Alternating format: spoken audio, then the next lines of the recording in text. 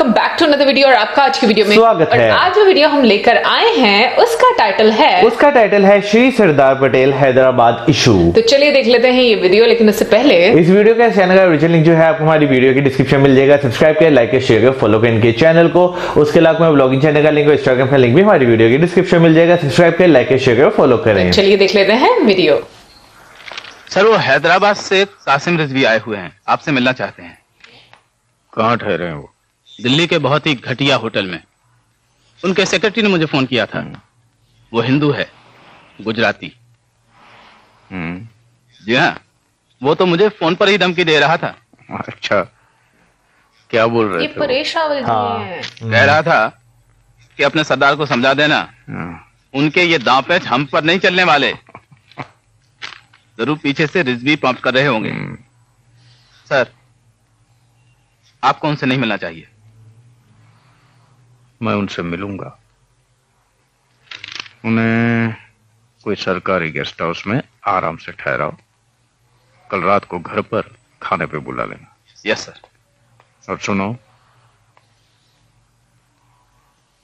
बहुत ही आदर के साथ लीजिए। पान लीजिए।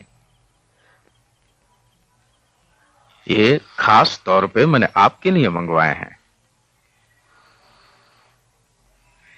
मैंने सुना है आपका जो सेक्रेटरी है वो गुजराती है। जी हाँ, और मैं चाहूं तो कश्मीरी पंडित भी नौकर रख सकता हूं मिस्टर पटेल। बीवियां कितनी है? 2। और मैं जितनी चाहूं उतनी रख सकता हूं। बच्चे? 6। लेकिन आप कान खोलकर सुन लीजिए, आपकी ये चालें हैदराबाद में नहीं चलेंगी। वहां के मुसलमान जान हथेली पे लेकर घूम रहे हैं, और अगर जरूरत पड़ी तो हैदराबाद। बैठ जाइए। जी शुक्रिया। और दूसरी बात ये, खड़े होकर नहीं। लेकिन ये कोई पब्लिक मीटिंग थोड़ी है रिजवी भाई। बैठ जाइए आराम से। हमें बैठकर बोलने की आदत नहीं। अब डालिए, देखिए आप कह पाएंगे, कोशिश कीजिए। और अगर हम खड़े होकर बोले तो? नहीं, आप बैठकर ही बात करेंगे। आपको मैं बहुत वक्त दूंगा। आराम से कहिए। और यहां पर मेरे अलावा आपको सुनने वाला तो कोई है नहीं, फिर डर कैसा? थूंकदान दो। जो कहना है वो इत्मीनान से कहिए।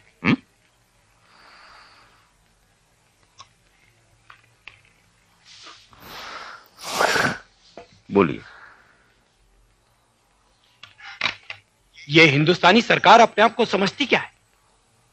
देखिए, हम आपको ऐसा सबक सिखाएंगे जिसे आप जिंदगी भर भूलेंगे नहीं। आसमान में जब तक चांद सितारे चमकते रहेंगे, हैदराबाद आजाद रहेगा। दुनिया की कोई भी ताकत हमारा कुछ नहीं बिगाड़ सकती है। और निजाम साहब की बात और है, वो खुदा के वली हैं, उनके लिए हम अपनी जान दे सकते हैं।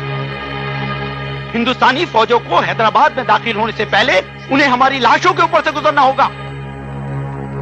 और इस गलतफहमी में मत रहिएगा कि मरने वालों में सिर्फ हम ही होंगे। 1,40,00,000 हिंदुओं को इससे पहले मरना होगा।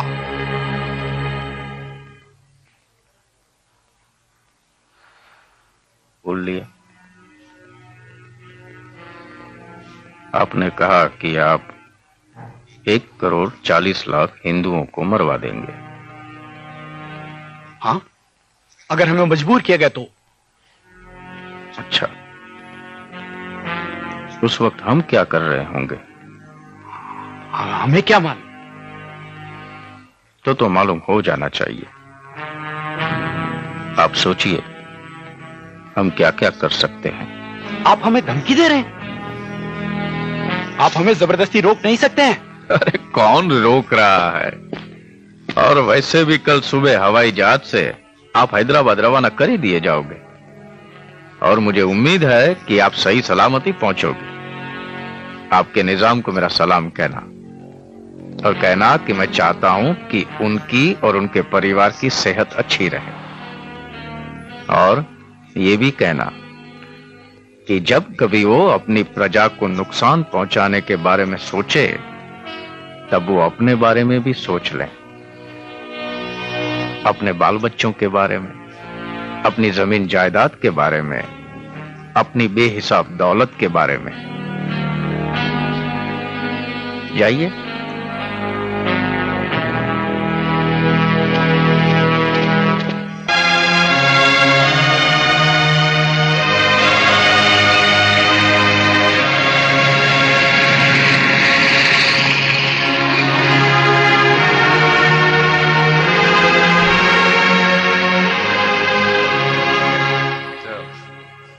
How is the Iron Man of India?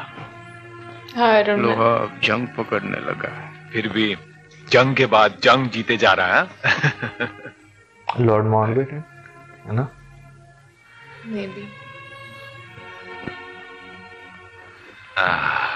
Thank you.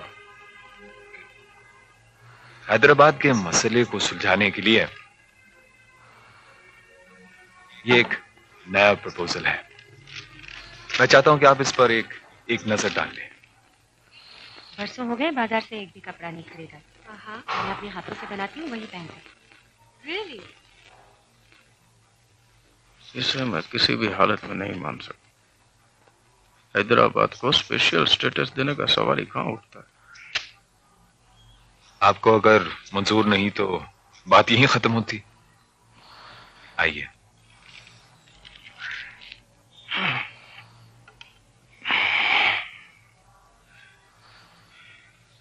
सरदार, मुझे पूरा भरोसा है कि आप जल्दी ठीक हो जाएंगे और लंबी उम्र पाएंगे। आपने जो हमारे काम में साथ दिया है उसका मैं शुक्रगुजार हूं। Thank you. आप जा रहे हैं, शायद दोबारा मुलाकात ना हो, लेकिन इस मुश्किल दौर में जो आपने हमारे लिए किया है उसका बदला तुम कैसे चुकाएंगे?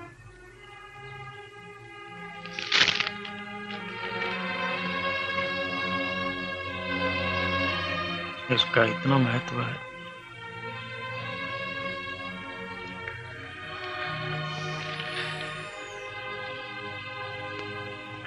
बाल मनवा ली है ना?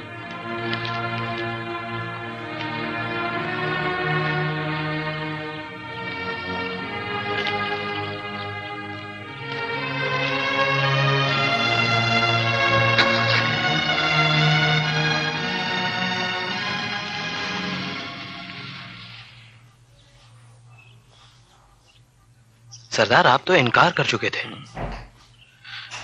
निजाम का दिमाग एक जगह पर ठहरता नहीं है। वो इस समझौते पर भी दस्तखत नहीं करेगा। वो इसे अप्रूव कर चुके हैं सरदार। वो वाइसरॉय के दबाव में आकर, क्योंकि वाइसरॉय की इच्छा ये है कि वो लंदन जाए, उसके पहले हैदराबाद की समस्या हल हो जाए। रिजवी होने नहीं देगा, क्योंकि इस समझौते के लागू होते ही रिजवी और उसके गुंडे सत्ता से बाहर हो जाएंगे। रिजवी निजाम को कभी दस्तखत नहीं करने देगा। और अगर उसने दस्तखत कर दिए तो? राजनीति में कभी कभी खतरे भी उठाने पड़ते हैं, लेकिन बापू के शब्दों में कहूं तो मेरी आत्मा की आवाज ये कहती है कि निजाम दस्तखत करके मुझे धोखा नहीं देगा।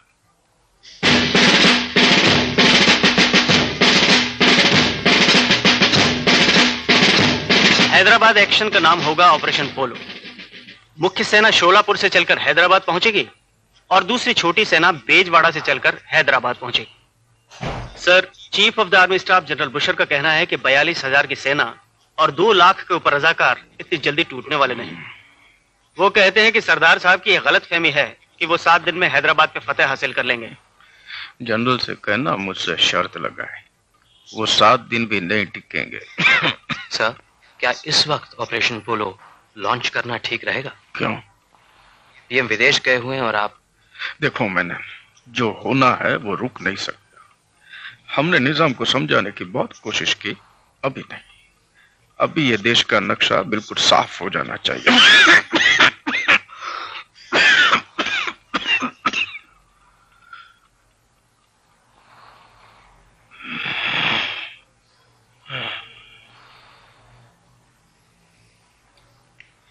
देश को एक होना ही होगा,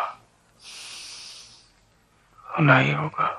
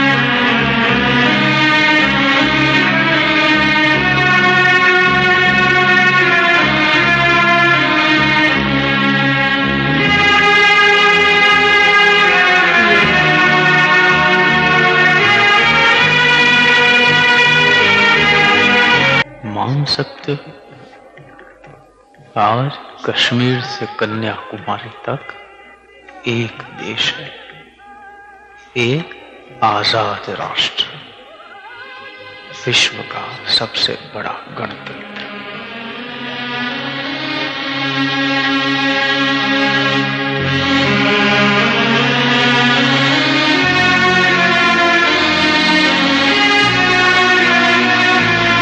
वीडियो आज जो हमने देखी है इसमें सबसे पहले जो मैं बात करना चाहूँगा अंग्रेज़ों की, कि जब वो यहाँ पर आए तो उन्होंने यहाँ पे बराए नाम तो पूरे हिंदुस्तान पर अपनी हुकूमतें बनाई, लेकिन कुछ इलाके ऐसे छोड़ दिए जहाँ पे उन्होंने जो है शाही रियासतें रहने दी।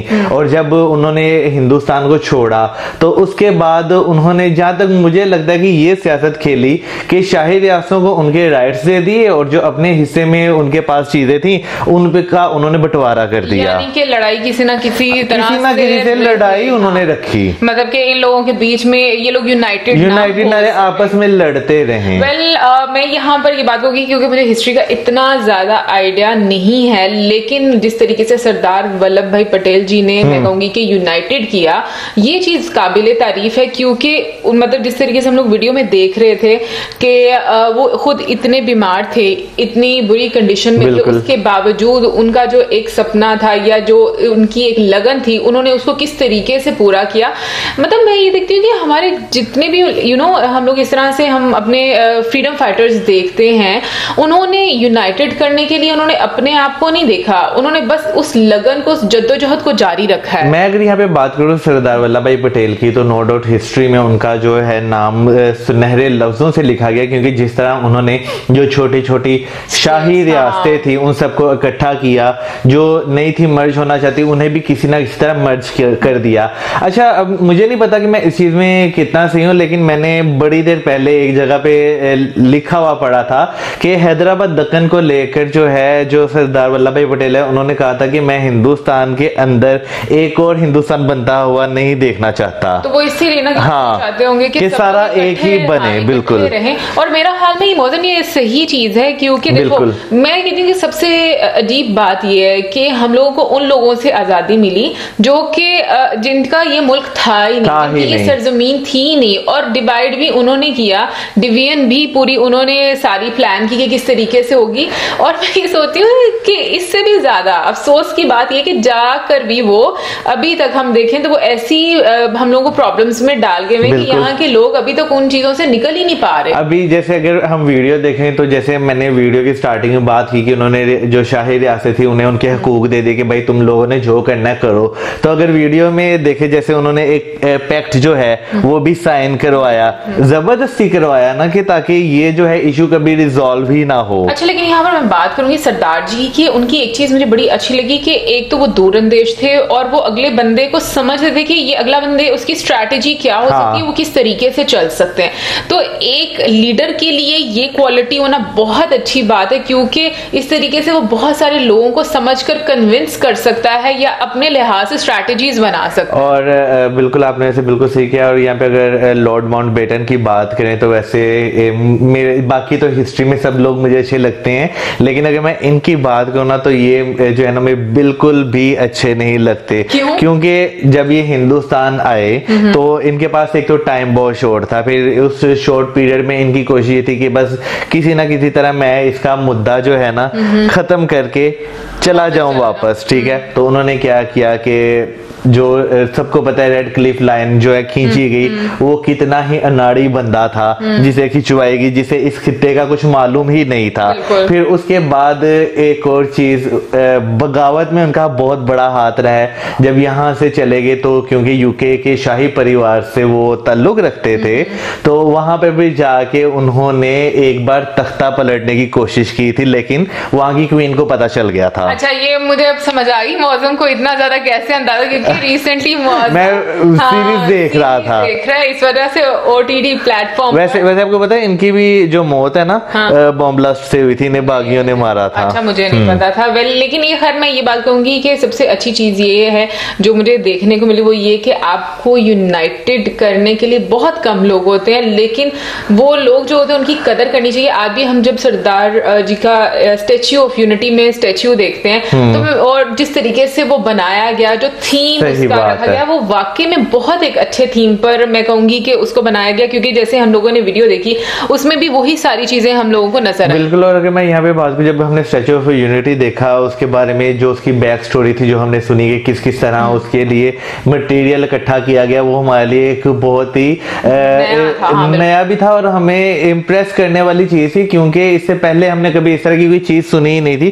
कि लोकल लोग जो हैं वो इस तरह अपने जो उनकी जरूरत में चीजें नहीं हैं वो दान कर रहे हैं। फिर उसके अलावा अगर हम बात करें तो हमने जो स्टैचूज देखे हैं, पाकिस्तान में भी अगर बात करें तो छोटे छोटे स्टैचूज देखे, इतना बड़ा हमने स्टैचू नहीं देखा, और जिसके अंदर इतनी सारी फैसिलिटीज भी हों कि आप ऊपर तक लिफ्ट के थ्रू जा सकते हैं। एनीवे, यहाँ पर एक मैं बात करूंगी कि देखो अभी भी उनको आयरन मैन बोला जाता, और उस टाइम के जो वॉइस रॉय थे वो भी उनको आयरन मैन के नाम से बुला रहे थे। इट मीन्स कि उस टाइम पर भी उनको यही एक मैं कहूंगी नाम मिला हुआ था कि उन्होंने किस तरीके से उनकी कोशिशें बाकी सब लोगों के सामने थी कि यूनाइटेड करने के लिए। बिल्कुल। और यहाँ पे जो है जाते जाते मैं फिर एक बात करना चाहूंगा कि जो इन्होंने एक नक्शा दिया ना इंडिया को, ये कह लें कि इनका एहसान है जिस तरह उन्होंने मेहनत की इतनी बीमारी में। और अब जो है मैं परेश रावल जी की एक्टिंग की बात करना चाहूंगा, सीरियसली बहुत अच्छे एक्टर हैं, मैंने उनको उनकी आवाज से पहचाना था। अच्छा, हाँ,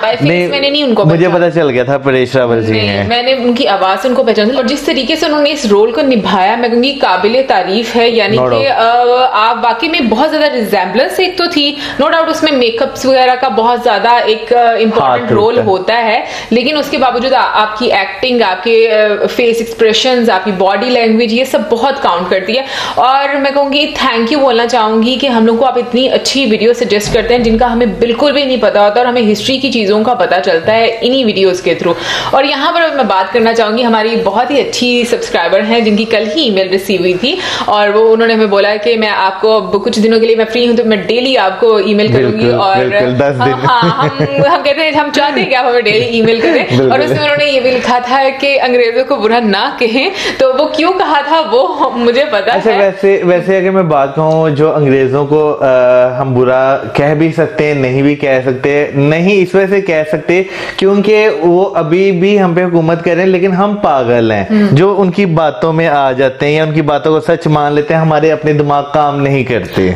मैं यहाँ पर बस ये कहना चाहती हूँ कि हर इंसान के सोचने का तरीका डिफरेंट होता है। कुछ लोगों को वो ओपिनियन सही लगती है, कुछ को नहीं लगती। अगर कुछ लोग अंग्रेजों को सही बोल रहे हैं, कुछ लोग अंग्रेजों को गलत बोल रहे हैं, तो मुझे लगता है कि ये सारी चीजें जो उनसे है ना, हर किसी की एक डिफरेंट सोच और उसका समझने का नजरिया होता है। बट इसके साथ साथ हाँ, मैं ये कहूंगी कि हमारी गलती मुझे ये लगती है, जिसमें मौदम ने भी बात बोली, कि हम लोग खुद नहीं अपने लिए उठते, स्टैंड नहीं लेते, समझते नहीं है, हम डिपेंडेंट ज्यादा रहते हैं। और पास्ट में भी यही होता आया। अदरवाइज जितनी मैं कहूंगी भारी संख्या में यहाँ पर लोग थे, अगर वो सब मुकाबला करते तो अंग्रेज तो वैसे ही बहुत भाग जाते। एनीवे गाइस, आई होप आप लोगों को अच्छी लगी होगी ये वीडियो। आपका क्या सोचना है इसके बारे में जरूर हमारे साथ कमेंट सेक्शन में बताइएगा। और हम लोगों ने आज बहुत ही अच्छे क्लिप्स भी देखे जो पास्ट के थे, और मैं कहती हूँ कि इतने ये बहुत एक रेयर क्लिप्स हैं जो कि आपको दिखने को मिलते हैं, लेकिन ये कि आपको हिस्ट्री की चीजों का आइडिया होता है। मुझे वैसे सबसे ज्यादा हैरानी इस चीज पे कि उस टाइम पे भी एयर कंडीशन था। नहीं, मुझे हैरानी नहीं हुई, क्योंकि जिस तरीके से अंग्रेजों ने इंफ्रास्ट्रक्चर बनाया था, वो लोग काफी ज्यादा देखा जाए तो एक अच्छे तरीके से मतलब बनाते थे, चाहे वो ट्रेन्स हैं या इसमें तो कोई शक नहीं। हाँ, लाइक अभी तक अगर हम पाकिस्तान की बात करें तो रेल की पटरियां उनके जमाने बिल्कुल। कल रात, सॉरी मैं आपको इंटरप्ट कर रहा हूँ, कल रात जो है मैं एक देखा था, क्लिप देखा था, जो जेहलम का रेलवे ब्रिज है वो 1876 का बना हुआ है। हाँ, और अभी तक वही चल रहा है। वाओ। और यहाँ पर बट मैं एक बात बोलना चाहूंगी कि हम हमेशा ये तारीफ कर देते हैं कि अंग्रेजों के जमाने में बना है तो बहुत अच्छा है, लेकिन हम ये भूल जाते हैं कि उसको बनाने वाले हमारे अपने लोग थे जो यहाँ के रहने वाले थे। उन लोगों ने नो डाउट डायरेक्शन कहीं और से मिली होगी, इंस्ट्रक्शंस मिली होगी, बट बनाया तो हमारे लोगों ने होगा, तो उनके हाथों को सलाम काम है उनकी कदर भी करनी चाहिए। सही बात है। तो गाइस ये तो थी हमारी आज की वीडियो। आई होप आपको अच्छी लगी होगी। अब क्या सोचने इसके बारे में कमेंट सेक्शन में जरूर बताइएगा और दे हमें इजाजत हमारी videos, like, subscribe, videos and keep us in your prayers. Good bye.